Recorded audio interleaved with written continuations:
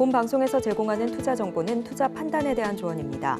방송에서 제공하는 주식의 가치, 가격 상승 및 하락에 대해서는 방송사에서 보장하지 않습니다. 실시간 정보 브리핑입니다. 현재 시간 9일 연준이 공개한 9월 FOMC 의사록에 따르면 지난달 연준이 이례적으로 B컷 금리 인하를 하는 것에 대해 내부에서 의견이 엇갈렸던 것으로 확인됐습니다. 12명의 위원 중 미셸 보우먼 이사가 B컷 금리 인하에 유일하게 반대표를 던진 것으로 발표됐으나 표결권이 없는 다른 FOMC 위원들 중 일부도 B컷을 반대한 걸로 확인이 된 건데요. 이를 통해 시장에서는 향후 연준이 공격적인 금리 인하에 나서지 않을 것이란 의견이 우세해지고 있습니다. 미국 노동부의 월간 고용 보고서를 액면 그대로 받아들이기 어렵다는 분위기가 연준 안에서도 점점 강해지고 있습니다. 로리 로건 댈러스 연준 총재는 한 컨퍼런스에서 여름 동안 노동통계국은 지난 3월까지의 고용 증가폭 수정치를 상당히 낮췄다면서 최근 데이터가 이례적으로 불확실하기 때문에 노동시장의 위험을 평가하는 것은 어렵다고 밝혔는데요. 연준의 9월 FOMC 의사록에서도 이민 증가와 기존 데이터의 수정 등으로 인해 많은 연준 위원들이 노동시장 동향의 전개를 평가하기가 어렵다고 언급한 것으로 나타났습니다.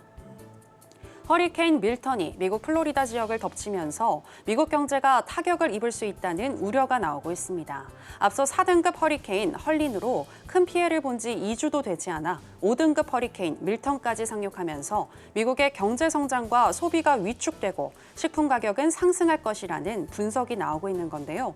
밀턴으로 인한 경제적인 손실이 2천억 달러를 초과할 경우 미국의 실질 GDP 성장률이 0.2에서 0.4%포인트 감소할 수 있고 보험 손실 역시 클 것으로 관측되고 있습니다. 글로벌 국채 시장의 벤치마크 역할을 하는 미국 국채 10년물에 대한 기간 프리미엄이 플러스로 올라섰습니다. 만기가 긴 채권을 보유하는 대가로 투자자들이 요구하는 추가 수익률을 뜻하는 기간 프리미엄은 장기 채권에 대한 시장 인식을 보여준다는 점에서 중요한 잣대로 활용되는데요. 보통 기간 프리미엄은 기대 인플레이션이 오르거나 재정 적자 등 수급 여건상의 악재가 조명받을 때 오름세를 보이는데 미국 대선을 앞두고 재정 적자 이슈가 부상하면 기간 프리미엄은 더 상승할 것이라는 전망이 나오고 있습니다.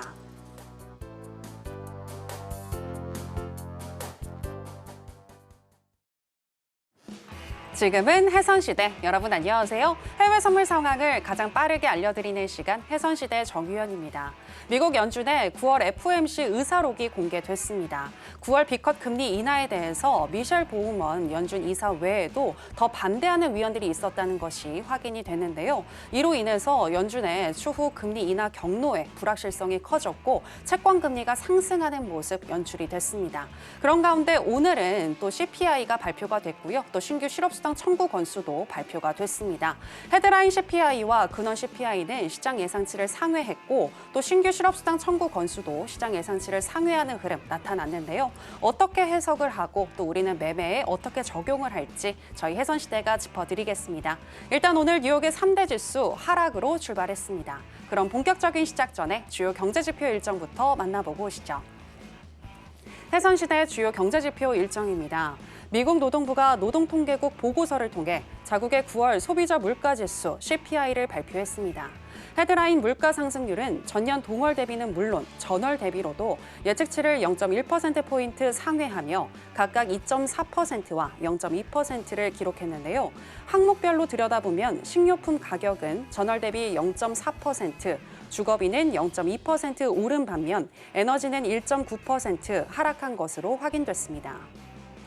변동성이 높은 식품과 에너지를 제외한 상품과 서비스의 가격 변동값인 근원 물가 상승률 역시 예측치를 0.1%포인트 상회하며 전년 동월 대비 3.3%, 전월 대비 0.3%를 기록했습니다. 9월 실질 임금은 전월 대비 0.1% 감소한 것으로 나타났습니다. 매주 나오는 미국의 신규 실업수당 청구 건수는 25만 8천 건으로 예측치와 이전치를 상회하며 2023년 8월 이후 최고치를 기록했고 연속 실업수당 청구 건수는 186만 1천 건으로 예측치와 이전치보다 높게 나왔습니다. 네, 주요 경제지표 일정 만나보고 오셨고요. 오늘 목요일은 또 어떤 마스터와 함께하는지 먼저 화면으로 보시겠습니다.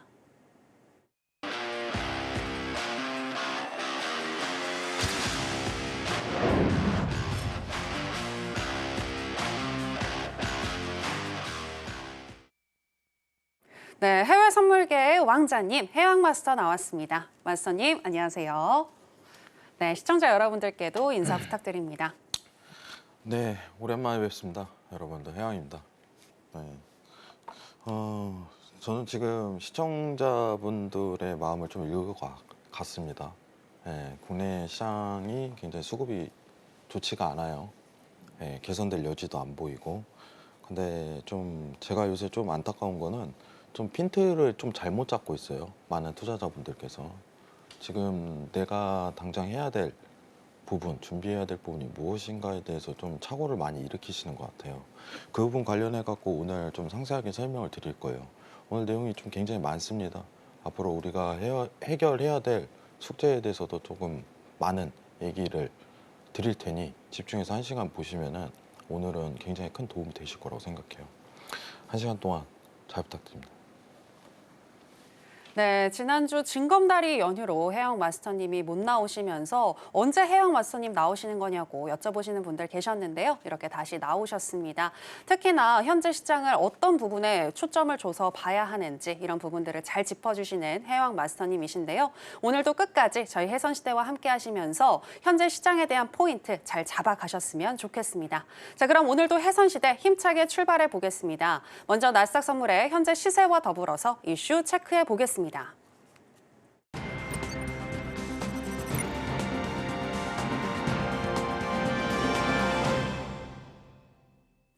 나스닥 선물 차트입니다. 뉴욕의 주요 3대 지수 이틀째 동반 강세를 띄웠고요. 어제도 상승한 나스닥 선물인데요. 오늘은 일봉상 파란불을 켜고 있습니다. CPI와 신규 실업수당 청구 건수 발표 이후에 우하향을 하면서 9시 42분경 2322선까지 떨어졌고요. 그리고 나서 횡보하는 흐름이 나타나다가 개장 이후에 한 번 더 우하향을 하면서 10시 50분경 2301선까지 터치를 했습니다. 그리고 현재는 조금은 회복한 0.45% 정도 하락한 2368선 지나가고 있습니다. 자, 그럼 나스닥과 관련한 이슈 바로 살펴보겠습니다. 네, 지난주 금요일 비농업 고용 보고서를 통해서 미국 고용이 강하다는 것을 확인한 이후에 11월 FOMC 회의에서 금리를 동결할 것이라는 전망도 스멀스멀 나오고 있는데요. 현재 시간 9일 미국 시카고 상품거래소 패드워치에 따르면 11월에 금리를 동결할 가능성이 한때 20%를 넘기도 했습니다. 그리고 현재는 11%대에서 머무르는 모습 나타나고 있는데요. 그리고 연준의 통화 정책에 민감한 미 국채 2년물 수익률은 4%를 넘어섰습니다. 이로 인해서 정상화된 장단기 금리 차가 다시금 역전될 가능성도 높아지고 있는데요. 관련해서 이야기 나눠보도록 하겠습니다. 네, 마스터님, 11월 FOMC 회의에서 연준이 금리를 동결할 것이다라는 이야기도 나오고 있는데 가능하다고 보시나요? 네, 가능성은 있죠. 아직까지는. 왜냐면 변수가 많기 때문에. 네. 근데 제가 좀 지금 일단은 인하 포인트를 좀 기대를 많이 하고 있어요. 인하는 25bp라도 좀 인하를 하는 그런 기대감으로 좀 가지고 대응을 해야 되는데, 근데 여기서 먼저 얘기 드릴 거는 뭐냐면은 뭐 11월 FOMC 회의도 있고 12월도 있죠. 예. 한국 시각으로 이제 11월 8일에 잡혀 있고 그다음 12월 19일이죠. 근데 뭐 또 얘기 나올 거예요. 11월 되면은 뭐 다가왔을 때 이번에 내릴까? 한 번 더 내릴까? 12월까지 어떻게 할까? 근데 이게 핀트 굉장히 잘못 잡고 있는 거예요. 이거 25bp 내리냐 지금 50bp 내리냐 동결하냐 이거 아무 의미 없어요. 이제는 의미가 없습니다. 시청자분들 굉장히 집중해야 돼요. 지금 이제 어디까지 내릴까? 이게 포커스예요. 어디까지 내릴까? 그거 뭐라고 표현하죠? 우리가? 이제 미국이 지향하는 금리가 되겠죠. 앞으로. 그걸 중립금리. 네, 중립금리라는 표현을 하죠. 그러면은 3개월에 한 번 있었던 어떤 우리가 뭐가 있죠? FOMC 회의에서 점도표를 확인을 하죠. 여러분들. 그러면은 9월 FOMC 회의에서 3.25% 이제 내외 측정해 갖고 이제 중립금리에 대한 부분을 포커스를 맞췄어요. 그러면 언젠가는 이 부분을 굉장히 지향한다, 이 포커스만 맞춰야 되지. 앞으로 뭐 50bp 내릴까? 25bp 내릴까? 동결할까? 이건 의미가 없어요. 예. 반전이 크게 없다는 거예요. 반전이. 만약 여기서 50bp에 대한 가능성이 크더라도 먼저 내리네? 이거밖에 안 돼요. 중립금리를 향해 먼저 밟아가네. 그러면은 우리가 분기별로 있었는 FMC 회의에서 점도표에 대한 방향이 어떻게 바뀔까? 이것만 좀 집중하면 되는 거예요. 집중하면. 자, 단순하게 좀 접근을 하겠습니다. 예. 지금 FMC 얘기가 앞으로 계속 나올 거예요. 25bp 내리냐, 동결하냐, 뭐 이슈 있겠죠. 예. 뭐 이제 국제 경제 뉴스 칸에는 항상 조회수가 가장 많은 게 금리 이야기예요. 네. 근데 의미가 없어요. 의미가 없다. 예. 여러분들 크게 신경 쓰지 마세요. 일단 25bp가 이제 80% 이상으로 조금 가장 많은 확률을 이제 가지고 있는 상황인데, 여기서 동결한들 25bp 내리든 크게 시장에 대한 어떤 방향성에 대한 변동성에 대한 부분을 확대시킬 만한 여지는 크게 없는 이슈다. 이 정도만 좀 참고하시면 돼요. 아시겠죠? 예, 집중 좀 많이 하셔야 됩니다. 예, 여러분들이 포커스를 좀 잘못 잡을까봐 제가 걱정이에요. 내용 보면서. 근데 이제 국내 증시는 영향이 좀 갈 수가 있죠. 국내. 지금 어떤 부분이냐면은 이 네. 내용으로 볼 수 있는 건 증시에 대한 영향력보다 이제 한국은행에 대한 대응이겠죠. 금리 인하 폭을 지금 이제 미국이 먼저 이제 가속을 밟으면 이제 한국은행 측에서 우리 이제 슬며시 내려도 되겠다라는 반응을 일으킬 수도 있어요. 예. 그 부분은 이제 대출 관련해서라도 좀 베네핏이 있겠죠. 굉장히. 근데 부채가 가계부채가 그렇게 높은데 네. 사실 금리 인하를 하면 안 되지 않나요? 근데 어차피 이제 네. 가계 대출에 대한 부분은 지금 쪼기 시작했어요. 대출을 못 받게. 지금 시장이 굉장히 안 좋아요. 왜냐면은 대출이 안 나오니까 이제 신용대출 비중이 늘어나잖아요. 그건 내수시장이 굉장히 좋지 않게 흘러가고 있다는 반증이거든요. 예. 근데 저는 맞다고 봐요. 그게 맞다고. 아니, 경제 마비야요. 대출 너무 남발하고 이러면은 마비 오는데, 근데 문제는 이제 신용대출 쪽으로 넘어가게 되면은 굉장히 이제 더 악조건으로 흘러갈 가능성이 굉장히 높아요. 요새 먹고 사는 게 너무 힘들어요. 보더라도. 예. 근데 아무튼 중요한 거는 뭐 이제 내수에 대한 어떤 한국은행에 대한 어떤 금리 인하 부분에 대한 변경은 좀 미국 쪽이 선제적으로 대응하면 할수록 인하 확률이 굉장히 높아진다. 이 부분을 맞출 수 있지만 금리 인하를 25bp 하든 50bp 하든 동결을 하든 뭐 증시에 대한 방향성을 논할 이슈는 아니라고 평가를 드리도록 하겠습니다. 그러면 미국 증시 관련해서는 금리 인하 이슈로는 이미 다 증시에 반영이 됐다라고 보시는 거네요. 금리 인하 이슈로는. 앞으로 증시의 상승과 하락을 좀 나눌 수 있는 이슈는 뭘 살펴보면 좋을까요? 없어요. 무조건 하락이에요. 네, 네. 없습니다. 예, 이거는 좀 이따가 제가 설명을 드리도록 할게요. 네. 지금 이슈를 좀 더 점검하면서 예. 볼 게 좀 냉정하게 많아요. 일단은 이번 이슈 FMC 관련해서 금리 인하에 대한 어떤 폭 있죠. 동결이든 25든 50. 그의 증시에 대한 향방을 논한 이슈는 아니다. 이 정도만 참고하시면 되겠습니다. 이상입니다. 네, 연내 인하를 어느 정도 할 건지 이 폭보다는 언제까지 내려갈 건지 어느 선까지 내려갈 건지 이 중립금리를 잘 살펴보시는 게 중요하다라는 말씀을 해주셨습니다. 이렇게 현재 시장에서 어떤 부분에 포인트를 두고 봐야 하는지 잘 짚어주시는 우리 해영 마스터님이신데요. 해영 마스터님과 방송 이후에도 함께 하실 수 있는 방법 노랗게 이렇게 나가고 있으니까요. 여러분들 중간중간 방송 중간중간 체크를 해보시면 좋을 것 같고요. 자, 그리고 계속해서 또 마스터님과 이야기를 나눠볼 텐데 오늘 방송 이전에 이슈 어떤 걸 하실까요? 라고 이야기 나누는 와중에 그런 걸 또 뽑아주셨더라고요. 최근에 AI 수요에 대비할 이 전력을 생산하기 위해서 천연가스가 주목받고 있다라는 부분에 대한 이슈를 뽑으셨던데 왜 이 부분을 주목하셨을까요? 사실 지금까지는 천연가스 이야기는 한 번도 안 하셨거든요. 맞습니다. 네. 사실 지금 제가 여러분들 좀 이제는 좀 신경 써야 될 게 뭐냐면은 제가 이 얘기를 했어요. 네. 10월 안에 모든 주식을 좀 정리하시기를 권유드리도록 하겠습니다라고 얘기를 했어요. 네, 현금화. 네. 네, 현금화 이제 진행을 해야 돼요. 네, 웬만하면 제가 좀 강한 발언은 안 하는데 네네. 웬만하면 하셔라 이렇게 얘기 드렸는데 지금 미증시가 이제 신고가 인근이죠.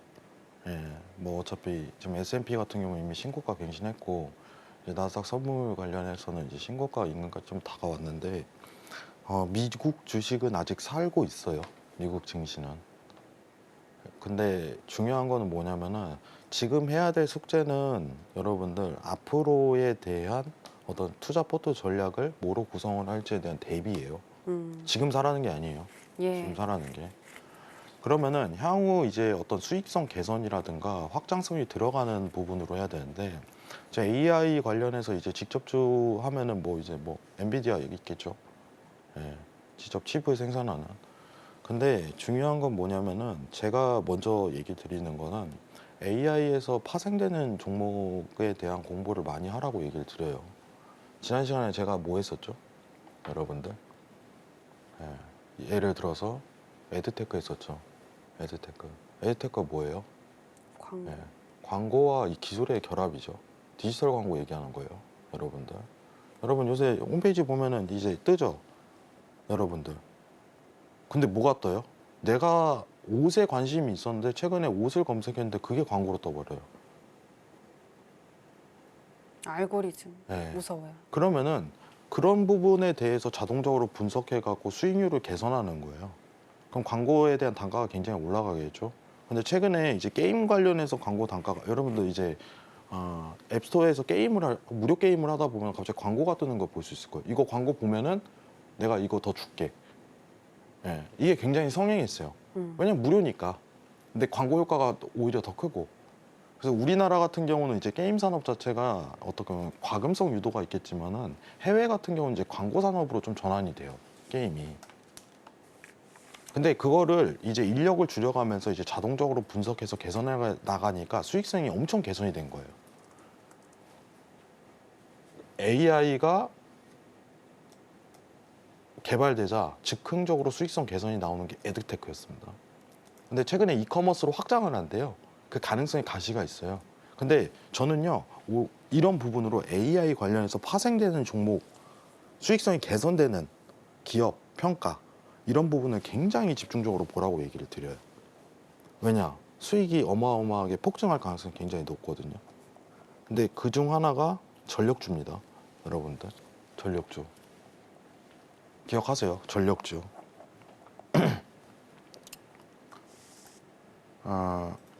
지금 미국 이제 종목 중에 제일 이제 두드러지게 상승하는 종목이 에너지 관련이에요. 에너지 관련. 근데 최근에 이슈가 하나 있었어요. 여러분들. 화면 보면서 좀 얘기 드리도록 하겠습니다. 이 마이크로소프트가 20년짜리 계약을 체결해 버렸어요. 콘스텔레이션 에너지랑. 20년이에요, 20년. 근데 마이크로소프트가 어떤 회사예요, 여러분들?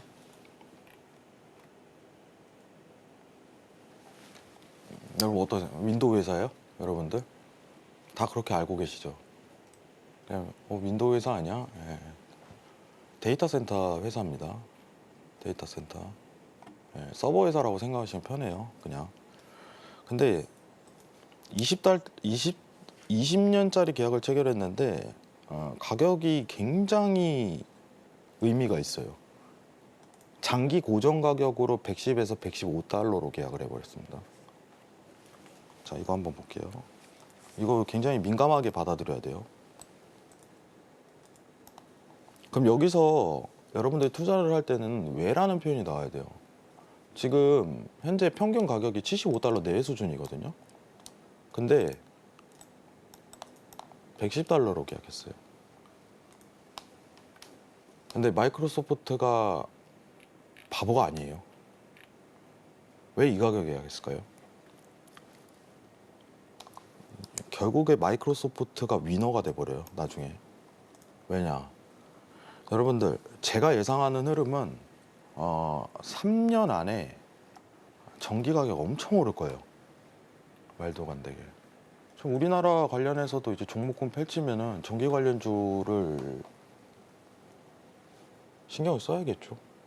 당연히 써야 돼요, 여러분들.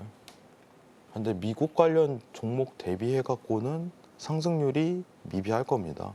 국내는. 만약 국내 증시에 대해서 만약 시장이 조금 위기설이 돌고 나서 포트 구성을 할 때는 전력주 관련해서 국내에서도 신경 쓰면 나쁘지 않은 수익을 낼 가능성이 높아요. 언제부터? 내년부터요.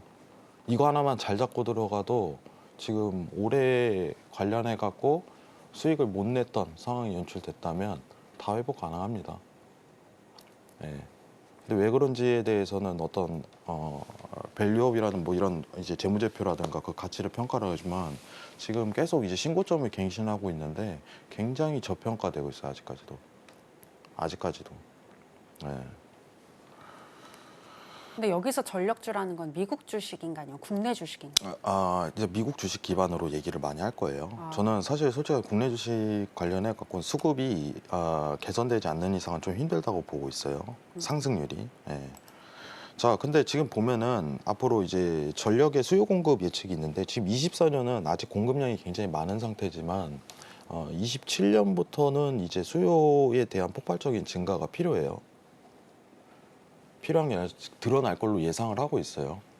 근데 지금 뭐가 문제가 있냐면은 전력에 대한 에너지 전환을 해야 되는데 천연가스 전환이 가능성이 제일 높아요. 천연가스. 근데 제가 이전에 이 얘기를 하거든요. 이전에 좀 거시적인 환경에 대해서 좀 얘기를 해야 되는데 미국이 지금 현재 그 AI 관련해서 투자 규모가 굉장히 커요. 압도해야 돼요. 이거 왜냐면요. 어차피 이걸로 이제 시장 인프라, 전 세계 인프라 지배할 건데 중국한테 밀리면 안 돼요. 미국은. 그렇기 때문에 대대적으로 국가 지원 사업으로 아예 들어가 버리는 상황이에요. 근데 미국은 지금 단점이 뭐냐면 천연가스를 규제하고 있습니다. 아직까지 네. 규제를 하고 있어요. 환경 규제 뭐. 근데 AI 관련해서 진행을 하려면요. 이 천연가스 규제 풀 가능성이 굉장히 높아요. 트럼프가 되면 더더욱 그러지 않을까요? 그렇죠. 네. 근데 저는 민주당에서 돼도 풀 수밖에 없는 여건이에요. 예. 네. 이거 잘못 말리면은 중국한테 밀리거든요. 밀려요. 그러면은 자체적으로 천연가스 규제를 품으로써 국내라고 표현하면 이제 미국 내에서 이제 생산 규모를 크게 키워야 돼요. 전력 전환을 하려면. 그러면은 우리가 중요한 거는 전력주는 AI 에너지 파생인데 주도적으로 면밀히 봐야 된 거는 천연가스 발전소가 많이 설치되어 있는 기업을 평가를 해야 돼요. 예. 지금 많이 오르고 있겠지만 여러분들 이 관련해서 세 개 좀 집중하시기 바랍니다. 예, 메모하세요, 여러분들. 이거 노란톡에도 뭐 올릴 거긴 한데 제가 이 세 개 기업 좀 집중하세요. 근데 이제 크게 봐요. 크게 봅시다. AI가 앞으로 여기서 끝이 아닙니다. 우리 스마트폰 나오면은 이제 새로운 차세대 어플리케이션이라든가 새로운 기업들이 막 생겨났어요. AI 생겨나면은 새로운 기업들, 새로 성장하는 기업들이 평가가 많이 될 거예요. 여태까지 전력 에너지 관련해서는 지난 10년 동안 크게 막 오르는 종목은 아니었습니다. 근데 집중 엄청 해야 돼요. 전력주는. 근데 지금도 저평가돼 있다고 평가를 하는데 근데 우린 뭘 앞두고 있죠? 여러분들 시장 위기를 앞두고 있습니다. 시장 위기를. 지금 시청자분들이 해야 될 단계는 뭐냐면은 지금 포트 구성을 어떤 식으로 진행을 할까에 대한 어떤 내용 앞으로 이제 시장의 패러다임 앞으로 5년 10년 동안 지속적인 상승을 이끌 만한 성장성이죠. 성장성을 가질 만한 여건이 되는 포트 구성을 공부하고 있어야 되는 단계예요. 공부해야 되는 단계예요, 여러분들. 그럼 내용 관련해 갖고 어떤 내용이 있었는지 뭐 있었는지 여러분들 히스토리로 지금 정리를 하기 시작해야 돼요. 히스토리 뭐예요? 이 종목 관련해서 이슈 있었던 거를 날짜별로 정리를 해야 돼요, 여러분들. 그거 어떻게 해요? 회원님. 요새 웹사이트에 다 그게 돼 있어요. 여러분들 다. 예. 옛날에나 이제 노트 들고 와갖고 지금 막 적어가고 컴퓨터에서 직접 수위로 쓰고 그러지 차트 보면서 다 그거 할 수 있게 설정돼 있어요. 예. 그런 거 해야 돼요. 그런 거. 예. 만약 이 종목군을 한 이제 섹터별로 30군 깔고 그 다음에 히스토리 전략을 짜야 돼요. 히스토리 전략을 지금 써내려 가야 돼요. 예. 그런 부분에 대한 공부가 필요해요, 여러분들. 저는 아직까지 시장이 무너질 거라고 생각합니다.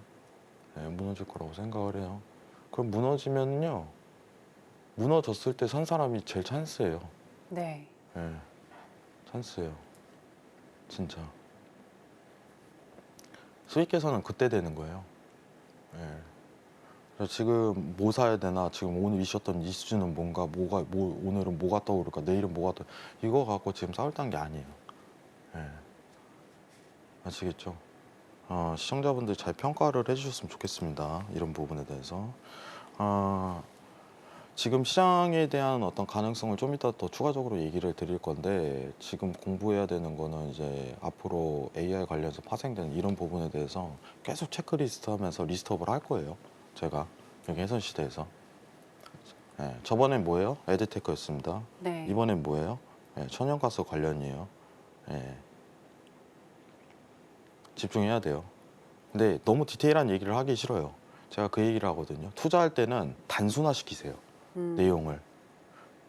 예를 들면은 미국 내 발전소가 어디 주에 몇 개가 깔려 있고 뭐 있고 얘는 생산성이 어떻고 이런 거 공부할 필요가 없어요. 단순한 논리로 접근해야 돼요. 넷플릭스가 신고가 갱신했대요, 여러분들. 넷플릭스 그 접근이 굉장히 단순해야 되거든요. 그죠? 근데 넷플릭스도 아직도 저평가돼 있다고 생각해요, 저는. 굉장히. 아직도. 더 확장 국면이 아직 굉장히 커요. 근데 그런 식으로 접근을 단순화시켜야 돼요. 뭐냐? 내가 써보니까 지금 나는 OTT에 가입을 했는데 지금 넷플릭스밖에 가입이 안 돼 있어. 다른 건 할 필요가 없더라. 이게 제일 볼거리가 많아. 그냥 이거 하나 볼래. 그럼 이거 사야 돼요. 네. 접근이 굉장히 단순하죠. 내가 써보니까 이만한 게 없네. 이게 좋아. 그러니까 이제 단순하게 정리를 해야 돼요. 정리는. 그러니까 저는 이제 식당을 가더라도 그 얘기를 해요. 근본 맛집만 가요. 요새 좀 다이닝이 뜨잖아요. 네. 또 뭐 요리사 해갖고. 근데 저는 네. 사실 솔직히 제가 다이닝을 별로 안 좋아해요. 제가. 왜냐면은 근데 제가 가는 식당은 항상 사람들이 줄 서 있어요. 근데 그 사람들도 바보가 아니에요. 맛있으니까 먹는 거예요. 맛있으니까. 그러니까 접근이 굉장히 단순해야 돼요. 접근이. 어떤 성장과 그런 부분에 있어서는 굉장히 접근이 단순해야 됩니다. 종목군도 똑같아요. AI 앞으로 더 커질 거야. 미국이 지원을 해. 그럼 전력이 필요하네? 그럼 천연가스 풀 수밖에 없네. 규제를. 그럼 그때 제대로 된 성장을 이루겠구나. 끝입니다. 이게. 그럼 지금 주가가 계속 오르고 있는 상황은 그냥 관망하셔도 괜찮아요. 어차피 나는 무너지면 살 거야. 그때 내 포트 안엔 이게 있어. 이 생각만 하고 계시면 돼요. 너무 어렵게 생각하지 마시고. 아시겠죠? 뭐 디테일한 내용은 안 담았습니다. 왜냐면은 너무 딥하게 들어가면은 재미가 없어요, 내용이.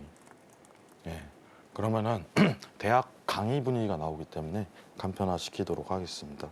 네, 에드테크 천연가스까지 했습니다. 다음에 또 하나 찾아올게요. 이상입니다. 네. 네, 여러 번 강조하고 계신데요. 10월 안에 현금화 하시는 게 좋겠고 이 돈으로 AI 수요에 대응할 수 있는 전력주 잘 살펴보시는 게 좋겠다라고 얘기를 하시면서 특히나 천연가스 발전소가 많이 설치된 기업이 어떤 기업인지 잘 살펴보자라고 얘기해 주셨습니다. 자, 이렇게 거시적인 또 상황들에 대해서 짚어봤고요. 또 우리가 어떤 부분에 초점을 맞춰야 할지에 대해서도 들어봤는데요. 자, 오늘 같은 경우에는 어떤 매매 전략 가지고 가야 할지 이번에는 알아보도록 하겠습니다. 마스터님 팻말 준비해 주시고요. 하나, 둘, 셋, 빠밤. 네, 매수 사인 주셨습니다. 네, 오늘 같은 경우에 지금 아까보다는 하락폭을 좀 축소한 상태이네요. 약 보합권을 움직이고 있는 것 같은데 어느 선에서 매수 좋을까요?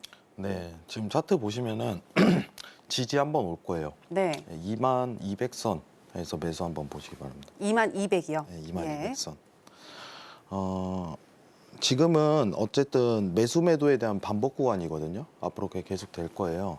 근데 지금 단순하게 이제 일목균형표 지지 받는 걸로 예상가 가시고 그냥 대응하시는 게 편해요. 네, 지금 차트 수급 괜찮습니다. MACD 음봉 상태고 지지 받고 양봉 전환하게 되면은 좀 수익성에 대한 개선 자체는 크게 이루어질 가능성이 굉장히 높아요. 네, 단타 하시는 분들한테만 적용되는 거예요. 단타. 저는 앞으로 여기 와서 얘기 드리는 게 중장기에 대한 포지션 자체는 언급 안 할 거예요. 네. 의미가 없어요. 의미가. 네, 의미가 없습니다. 단기 트레이딩 관련해 갖고만 내용을 좀 읊어야 돼요.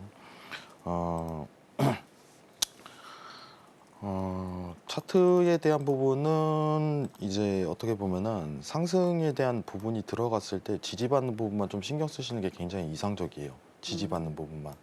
지지받는 부분만. 이런 부분만 보면 굉장히 이상적으로 접근할 수 있어요. 그러면 지금은 2200포인트 내외 지지 효과를 기대하고 대기하고 이 가격 오시면은 지지받는 여건 보고 매수 누르시면은 수익성 개선이 좀 이루어질 가능성이 굉장히 높아요. 이탈 나온다. 여기 손절하면 돼요. 네, 손절 구간이에요. 이탈 나왔을 때 아시겠죠? 그러면 손익비가 굉장히 짧게 구성되면서 수익성이 크게 나오는 구간이라고 평가드리도록 하겠습니다. 자, 잠깐만 이제 미증시 나왔으니까 예. 잠깐 중국 증시랑 이런 부분을 조금 얘기하고 가는 게 좋을 것 같아요. 네네. 지금 중국 증시 이슈잖아요. 네. 네, 지금 역행하고 있죠, 중국이. 네. 그럼 부양책을 꺼낸대요. 중국 증시가 폭발을 했는데 지금 애매모호한 상황인 것 같아요. 이제 시장에 대한 이제 부양 규모라든가 네. 그런 부분에 대해서 의구심이 많잖아요. 구체적이지도 않고. 네, 네. 의구심이 아직 많아요. 지금 잠시만요. 차이나 지수 한번 보도록 할까요? 네. 난리죠 지금. 여러분들 일봉입니다. 지금 내용을 계속 보고 있는데 근데 이제 중국 증시는 제가 투자를 안 하는 거를 선호드릴게요. 왜 그럴 것 같아요? 왜요? 엔화는 너무 변덕이 심하다고 하셨고 중국도 비슷한 이유 아닐까요? 진짜 공산당이라 자기네 네. 맘대로 해. 아무리 성장성이 있어도 너 네. 우리 말 안 들으면 그냥 회사 없애버릴게 하고서 그냥 다음 주에 폭파시켜요.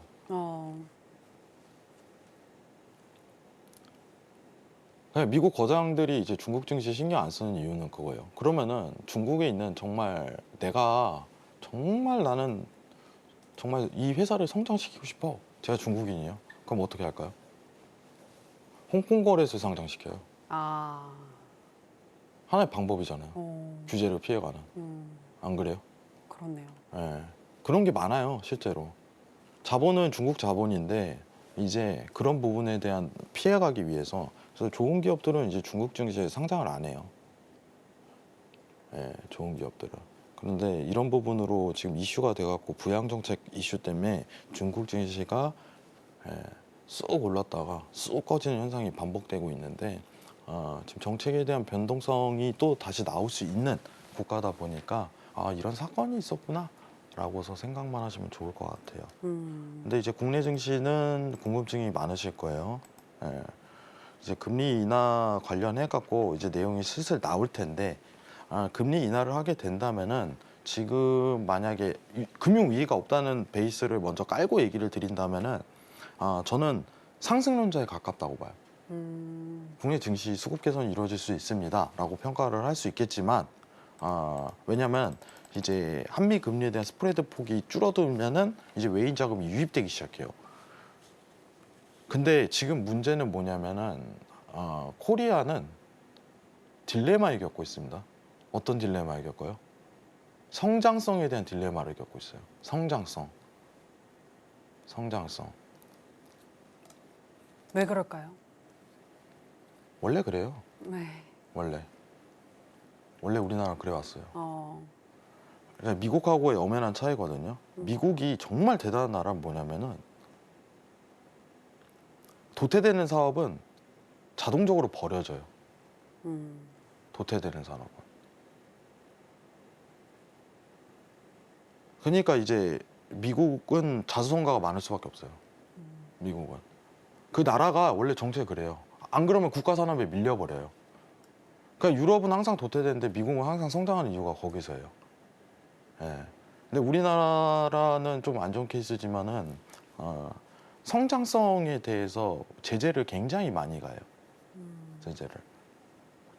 제가 만약에 국가 이제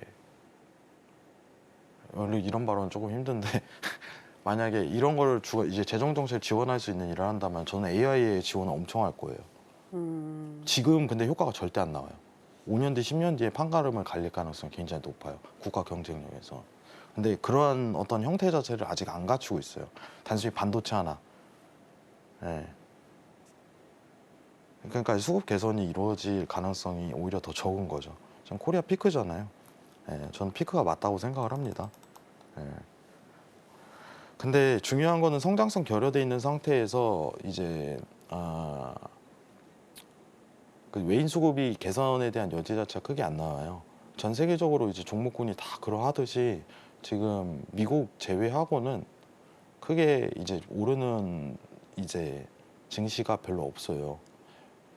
제가 이제 코스피나 코스닥 관련해서 단타만 하셔라라고 얘기 드렸던 이유는 여기서예요. 예.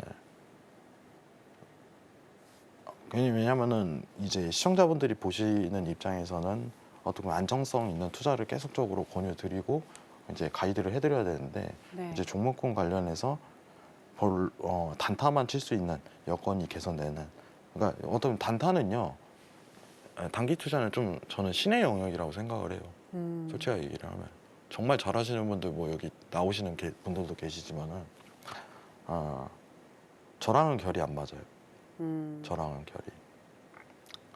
그리고 종목군에 대한 이제 빈번한 교체는 투자 성향에도 굉장히 안 좋은 효과를 불러일으키거든요.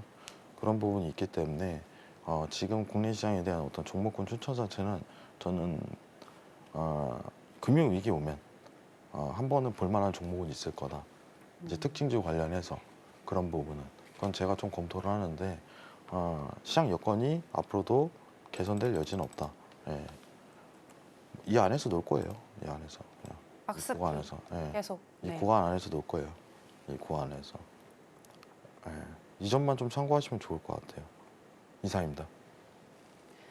네, 한 번 더 정리를 해드리도록 하겠습니다. 먼저 나스닥 선물 같은 경우에는 오늘 단기적으로 봤을 때 2200선을 지지하는지 이 부분 살펴보시고 이탈이 나온다면 손절을 하시고요. 지지하고 나는 거 이 부분을 확인하시고 나서 매수 사인 또 들어주셨습니다.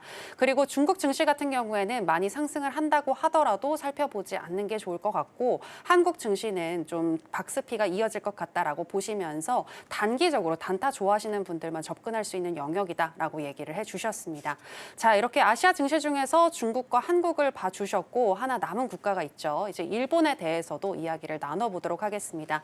바로 이슈 한번 살펴볼 텐데요. 엔화와 일본 증시와 관련된 내용입니다. 워런 버핏의 버크셔 해서웨이가 하나로 약 2조 5천억 원 규모의 엔화 채권 발행에 성공을 하면서 일본 증시 상승에 대한 기대가 높아지고 있습니다. 보통 버크셔는 채권 시장에서 조달한 엔화 자금으로 일본 기업의 지분을 매입해 왔는데요. 버크셔는 올 4월에 채권을 이미 발행한 바 있는데 이번에는 3년 만기를 제외한 모든 만기에서 지난 4월보다 더 높은 프리미엄을 제시하면서 채권을 발행했다고 하고요. 이를 통해서 일본 주식을 살 것이라는 기대감이 더 높아지고 있습니다. 자, 그럼 관련해서 이야기 나눠보겠습니다. 네, 말씀이 버크셔가 채권 조달을 통해서 일본 증시에 이제 투자를 할 것이다라는 전망이 나오고 있는데 이에 대해서 동의하시나요? 동의하죠. 그럼 일본 증시 오를 것이다라고 보시는 거네요. 증시는 네. 오를 거에 대한 기대는 안 하는데 버크셔는 정말 우리 버크셔 얘기는 참 재밌어요, 여러분들. 근데 너무 집중은 안 하셨으면 좋겠어요, 개인적으로. 네. 왜 그러냐면은 여러분 버크셔는 자금 운용 규모가 얼마죠? 자금 운용 규모요? 네. 얼마예요? 400조예요, 400조. 400조. 운용 규모만. 와. 여러분들 얼마 전에 이 얘기 들었을 거예요. 버크셔 내용 나오면 항상 집중하더라고, 사람들이. 근데 애플을 매도했었죠, 버크셔가. 여러분들. 화면 한번 보도록 할게요. 여러분들. 네. 하면. 버크셔가 최근에 이제 얼마 안 됐어요. 몇 달 전에 이제 애플 주식 매도했다고 이런 내용이 나오는데, 근데 애플 주식 더 오르죠, 버크셔 파니까. 예, 근데 여러분들 이거 착각 일으키면 안 돼요. 버크셔는 자금 운용이 너무 많아가지고 오를 때 팔아야 돼요. 사는 사람이 넘칠 때 그때 팔아야지 전량 매도가 가능해요. 규모가 너무 크니까. 근데 떨어지고 있을 때 팔면 어떻게 돼요? 완전 그냥 쇼크장 나와버려요. 얘 하나로 인해서. 그럼 이건 전략이거든요. 어느 정도, 왜냐면 포트 자체가 5년, 10년을 장기성을 두고 트레이딩을 하기 때문에. 근데 일본채 관련해갖고 엔화채 발행을 했죠. 근데 왜 했을까요, 이걸? 왜? 사려고 주식. 지금 금 왜 올라요, 여러분들? 엔화채가 시장 위기가 와버리면 수요가 빗발칠 거예요. 근데 엔화채가 왜 수요가 빗발쳐요? 엔화가 이제는 안전자산 성향으로 들어갈 가능성이 굉장히 높으니까 이거예요. 최근에 엔화가 어떻죠, 여러분들? 엔화 한번 볼까요? 네. 실시간으로. 아이고, 죄송합니다.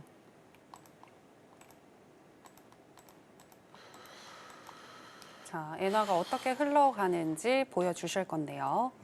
어떤 엔화가 지금은 이제 정책에 대한 변화가 이제 들어갈 거예요. 들어갈 수밖에 없고, 지금 밑바닥이 다 왔거든요. 다 온 게 아니라 이제 저는 밑에 구간이라고 생각을 해요. 시장 위기가 와버리면은 이제 엔화에 대한 어떤 폭발적인 수요가 증가를 하거든요. 근데 엔화는 왜 이럴까라고 했을 때, 지금 엔화가 이제 통화 정책에 대한 정상화 구간에 들어가 있는 기정화 가능성이 굉장히 높은 게 사실이죠. 예. 국채 발행량에 대한 규모를 줄일 가능성, 없앨 가능성이 굉장히 높은 구간이에요. 거기서 이제 시장 위기가 발생하면 엔화에 대한 수요가 급증을 합니다. 근데 금은 왜 안 살까요? 금 너무 단가 높아요. 엔화 찬스잖아요, 완전히. 예. 지속적인 시장 위기가 왔을 때. 근데 왜 그러냐면, 그 일본의 특이한 성향인데, 일본은 이제 외국인에 대한 영향을 안 받아요, 잘. 외국 자금에 대한 영향을 좀 덜 받는다. 그렇기 때문에 안전자산 성향이 굉장히 보이긴 했어요.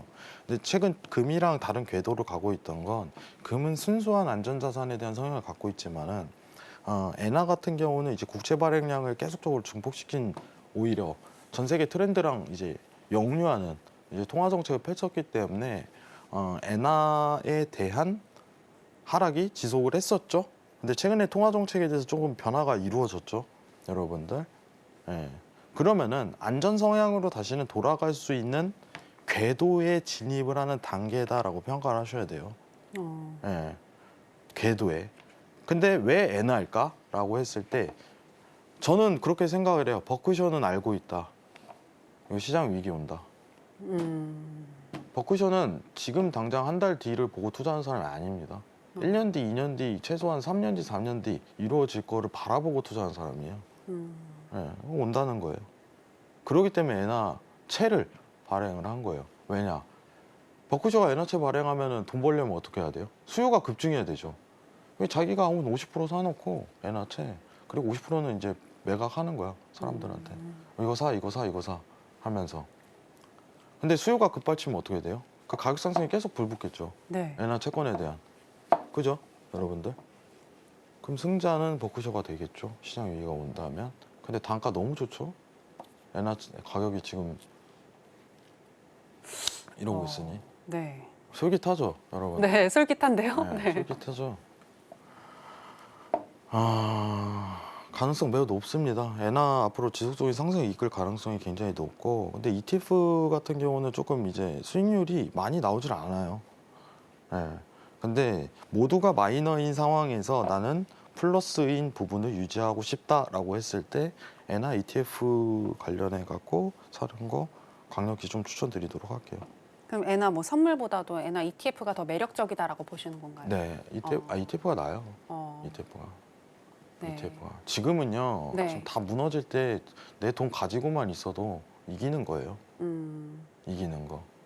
시장이 위기 오면요, 전체 자산이 급락하는 현상이 펼쳐지는데 네. 나는 그대로야 라고 했을 때 상대적으로 이기는 효과예요. 이기는 효과. 근데 그 와중에 안정성 있는 상품에 대해서 투자를 하게 된다면 가능성이 높겠죠. 근데 금 한번 볼게요. 네. 여러분들.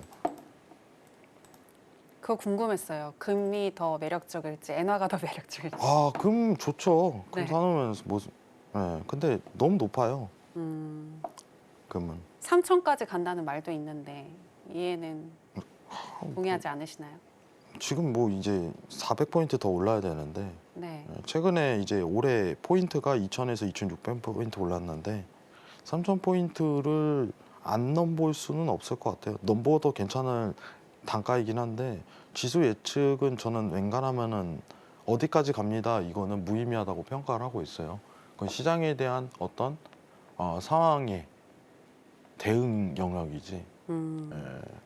근데 이제 시장 위기 돌면은 이제 더 추가적인 상승을 이끌 수 있겠죠. 근데 진입에 대한 부분은 저는 중장기 평가로는 저는 골드는 매력도는 굉장히 떨어진다. 엔화가 낫다. 차라리 이런 부분 평가를 드리는 게 나을 것 같아요. 네. 선물 관련해 갖고는 어떻게 보면은 엔화 관련해서 시장 위기 왔을 때 그때 매수 보셔도 안 늦어요. 근데 ETF 같은 거는 장기 관점이기 때문에 선점에 대한 구간이다. 네. 지금 선점하기 나쁘지 않아요. 지금 타이밍에. 지금 왜냐하면 통화 정책도 같이 봐야 되는데 네. 뭐 이거는 오늘 시간 다 됐으니까 제가 노란톡에다 좀 전달을 드리도록 하겠습니다. 근데 오늘 좀 마무리는 져야 될 것 같아요. 근데 여러분들한테 얘기하고 싶은 거는 시장 뭐 5개월 전에도 좀 다른 상황이었고 6개월 전에 다른 상황이었고 1년 전에 다른 상황이었어요. 계속 변해요, 여러분들. 변하는데 지금 뭐에 집중을 해야 되는지 이 부분을 파악하는 게 제일 중요할 것 같아요. 통화정책 보고 시장을 어떻게 보면은 성장성이 앞으로 트렌드가 어떻게 변화할지에 대해서 굉장히 민감해야 되는데 그런 부분을 잘 적용하시고 투자를 하신다면은 저는 성공할 것 같아요. 실패를 할 수는 있겠지만은 네네. 오히려 수익성에 대한 부분으로 결과치는 크게 성공할 거라고 평가를 하거든요. 근데 지금 바로 한 달 뒤, 두 달 뒤에 대한 부분을 보고 평가는 하지 마세요. 제가 드리고 싶은 말. 조금은 장기적으로 긴 호흡으로 바라보자. 네. 지금 특히나 오히려 지금 더 할 때거든요. 네. 여러분 지금 오늘 날짜 기준으로 10월 10일이에요. 네. 내일 11일이고 이번 달 안에는 정리하셔야 됩니다. 저 진지하게 말씀드려요. 그러면 마스터님 마지막으로 10월 안에 현금 보유하고 그 다음에 엔화 ETF로 가자 이런 의미이신가요? 아니면 엔화 ETF는 정말 투자를 원하시는 분들을 위한 그런 전략을 얘기해 주시는 건가요? 일단 비중 자체를 저는 만약에 현금 보유량이 있다면은 10% 20% 정도 비중은 좀 섞어도 괜찮다라고. 엔화에. 어느 정도 담아도 되겠다. 그리고 몰빵 좀 하지 마세요. 아, 네네. 이게 또 비중 만약 또 조절. 여기서 혹해가지고 그래 나는 이거야 하고서 100% 있는 돈 막 다. 여러분 그런 거 하지 마세요 제발. 한 방을 노리겠다. 그 인생 한 방에 골로 갑니다. 한 방에. 왜냐면은 좋은 투자자들의 성향은 공통분모로 겹치는 거는 위험을 먼저 생각을 해요. 위험을. 여러분들 수익을 먼저 생각하는 게 아니라 리스크를 먼저 생각을 해요. 리스크. 수익성은 낮더라도 리스크가 더 낮다면은 오히려 그걸 선호하는 편입니다. 여러분들. 그거를 먼저 계속 인지하면서 투자 성향을 이끌어와야 돼요. 나 이거 오늘 좋은데? 이거 정말 오늘 해왕이 전력 관련해서 천연가스래. 근데 나중에 올라. 그럼 이거 몰빵했어야 되는데. 이런 생각 분명히 가질 거예요. 맞아요. 어쩔 수 없어요. 네. 그 잘못된 투자거든요. 지금은 뭐냐면은 투자 포트 구성을 딱 해놓고 이 비중 조절을 해야 될 단계예요. 그러면은 이번 달 안에 현금 하세요라고 얘기했을 때 지금 만약에 나는 이번 달 안에 투자를 좀 하고 싶어라고 계획을 세웠을 때 완전히 초안정성 투자를 해야 돼요. 채권이라든가 이런 부분에 대해서 눈을 보고 오히려 수익률은 저조하지만 문제 안 되는 수준에 대한 뭐 엔화채도 괜찮죠. 예. 엔화 ETF도 괜찮고 안정성 있으니까. 예. 근데 뭐 지금 막 이걸 올인 안 돼요. 예. 힘듭니다. 지켜보세요. 저는 6개월 안에 제 말이 굉장히 맞다고 여겨지는 분들이 많으실 거라고 생각을 합니다. 네, 오늘 일단 마무리할게요. 급하게. 이상입니다. 네, 선택과 집중 그리고 비중 조절 꼭 기억을 하시고요. 오늘 시간이 모자라서 너무나도 아쉬운데요. 더 이야기 해왕 마스터님과 나누고 싶으신 분들은 하단에 나가고 있는 내용 참고해 주시면 되겠습니다. 아쉽지만 마스터님하고는 여기서 인사 나누겠습니다. 마스터님 오늘 고맙습니다. 네, 저희가 오늘 무슨 이야기를 나눴는지 오늘의 핵심으로 정리해 보겠습니다. 해선시대 오늘의 핵심입니다. 먼저 거시경제를 짚어주셨습니다. 연준의 연내 금리 인하 폭보다 미국의 중립금리 수준에 집중할 시기라고 하셨고요. 11월 FOMC에서 나올 점도표 잘 살펴보자고 얘기해 주셨습니다. 또 나스닥 선물과 관련한 전략도 주셨는데요. 단기적으로 일목균형표 지지 확인 후에 양봉으로 전환하면 2200포인트에서 매수 사인 줄 수 있겠다라고 의견 주셨습니다. 또 엔화도 짚어주셨는데요. 버크셔의 엔화채 발행은 시장 위기를 전망한다는 증거이며 골드보다는 엔화가 더 매력적이고 엔화 선물보다는 엔화 ETF 매수 전략이 더 유리해 보인다라고 의견 주셨습니다. 네, 오늘의 핵심 살펴보고 오셨고요. 저희가 방송에서 전해드리는 내용은 투자 판단에 대한 조언일 뿐 해당 상품의 가치나 수익률을 보장하진 않습니다. 그리고 해선시대와 서울경제TV는 자본시장 통합법을 준수하고 있습니다. 1:1 투자 상담, 유사 수신 행위 등 모든 불법 사항을 엄중히 금지하고 있으니 이 부분 유의해 주시기 바랍니다. 저희가 준비한 내용은 여기까지입니다. 함께해 주신 여러분 고맙습니다.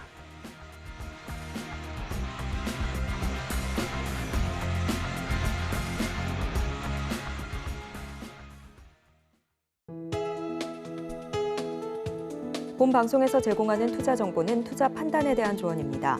방송에서 제공하는 주식의 가치, 가격 상승 및 하락에 대해서는 방송사에서 보장하지 않습니다.